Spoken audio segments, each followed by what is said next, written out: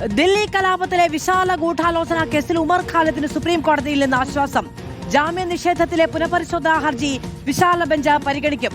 ശ്യാം ദേവരാജ വിവരങ്ങളുമായി ചേരുകയാണ്. ശ്യാം, 3 ദിവസത്തേക്ക് ഇടക്കാല ജാമ്യം നൽകാനുള്ള തീരുമാനമുണ്ടായിരിക്കുന്നു. 1, 2, 3 തീയതികളിൽ.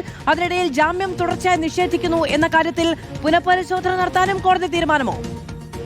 അങ്ങനെ അത്തരമൊരു തീരുമാനമാണ് സുപ്രീം കോടതിയിൽ നിന്ന് ഉണ്ടാകുന്നത്. 2 അംഗ ബെഞ്ചിൻ്റെതാണ് തീരുമാനം.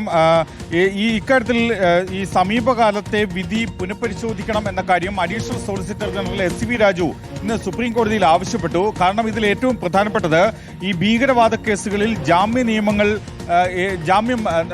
അതായത് jail is the rule, bail is the exception എന്നതാണ് പൊതുവിലുള്ള നിയമതത്വം. ജാമ്യം നൽകുക, അത് UAPA കേസുകളിലായാലും ജാമ്യം നൽകണമെന്ന് ഈ നേരത്തെ ജാമ്യ നിഷേധ ഉത്തരവിന് പിന്നാലെ സുപ്രീം കോടതിയിൽ നിന്ന് തന്നെ അഭിപ്രായം ഉയർന്നിരുന്നു. ഇത് ഇന്ന് അഡീഷണൽ സോളിസിറ്റർ ജനറൽ തന്നെ ഈ വിഷയം ഉന്നയിച്ചു. കാരണം ഇക്കാര്യത്തിൽ നിയമപരമായി കൂടുതൽ വ്യക്തത വരുത്തേണ്ടതുണ്ട്.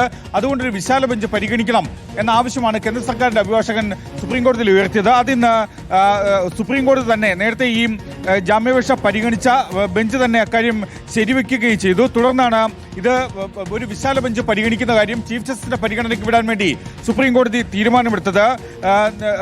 ഈ ജാമ്യം എന്നത് UAPA കേസുകളിലും ജാമ്യം നൽകാനാകുമോ എന്ന കാര്യത്തിലാണ് വിശാല ബെഞ്ച് പരിഗണിക്കുക. അതിൽ പ്രത്യേകിച്ചും പരിഗണിക്കുന്നത് നേരത്തെ ഉമർ ഖാലിദിന് ജാമ്യം നിഷേധിക്കുമ്പോൾ പറഞ്ഞിരുന്നത് ഇത് UAPA ചുമത്തിയ കേസാണ്, 1 വർഷത്തേക്ക് ഇനി ജാമ്യാപേക്ഷയുമായി വരേണ്ടതില്ല, 1 വർഷം കഴിഞ്ഞ് മാത്രമേ ജാമ്യം പരിഗണിക്കാനാകൂ എന്നതാണ്. അതിലടക്കം നേരത്തെ ജസ്റ്റിസ് BV നാഗരത്ന അടങ്ങുന്ന ബെഞ്ച് ഒരു വിമർശനമായി അല്ലെങ്കിൽ ഒരു മറ്റൊരു നിരീക്ഷണം മുന്നോട്ട് വെച്ചിരുന്നു. ഇതിന്റെ കൂടിയൊക്കെ പശ്ചാത്തലത്തിലാണ് സുപ്രീം കോടതി ഇത്തരമൊരു സുപ്രധാനമായ തീരുമാനമെടുത്തിരിക്കുന്നത്. ഇതിൽ ഉമർ ഖാലിദ് ഉൾപ്പെടെയുള്ളവരുടെ ജാമ്യം നിഷേധിച്ച ഉത്തരവായിരിക്കും സുപ്രീം കോടതി വിശാല ബെഞ്ച് പരിഗണിക്കുക. അക്കാര്യത്തിൽ ഏത് ബെഞ്ചാണ് പരിഗണിക്കേണ്ടതെന്ന കാര്യത്തിൽ ചീഫ് ജസ്റ്റിസ് അധ്യക്ഷനായ ബെഞ്ച് തീരുമാനമെടുക്കും.